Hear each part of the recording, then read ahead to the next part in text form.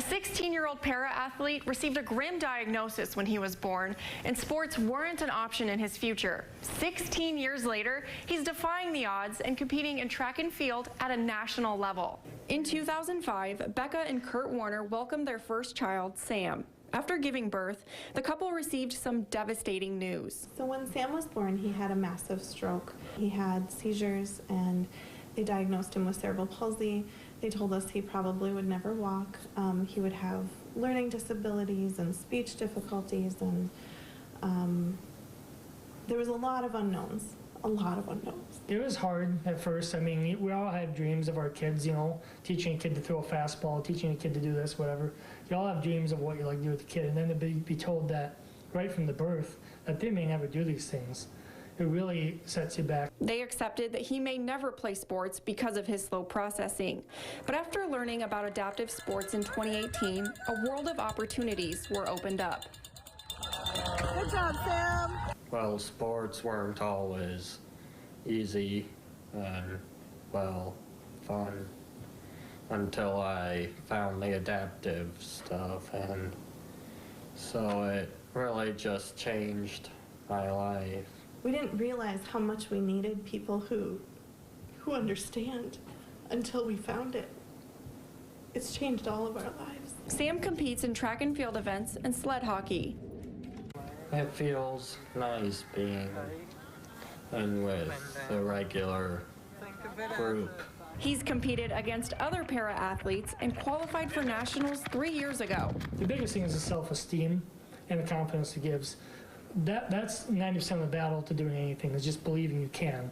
And just to get them over that hurdle and get them to believe in themselves and do it, it's just life-changing. I mean, it's just like, it makes you believe that if they can do it, what's holding me back from doing things? His younger brother, Matthew, learned that some sports are difficult for Sam to play. Like football, he can't really play because of his brain injury, which kind of makes me feel sad because that's my favorite sport, but at the same time, I like playing sports with him more than playing my own sports. He goes to Prairie Grit's adaptive track and field practices with him and is always by his side encouraging him, and the other para-athletes too.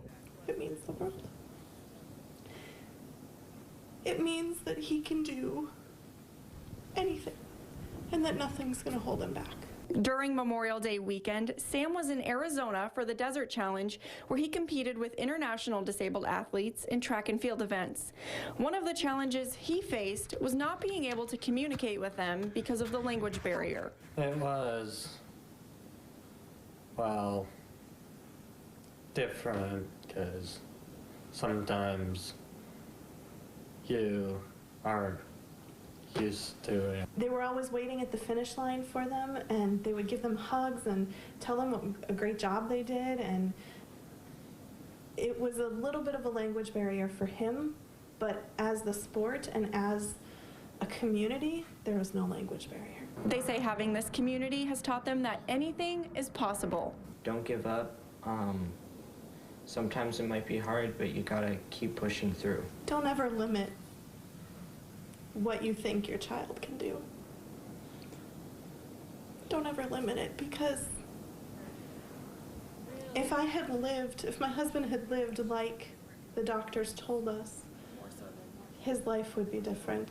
Don't let labels define you. Don't let somebody telling you no be the final answer. You know, we can decide the outcome of our lives.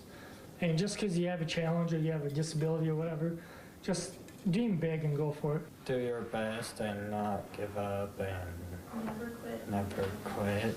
Sam has a few track and field events coming up in Missouri, Indiana, and Colorado. He's also hosting a virtual 5K. Good luck, Sam.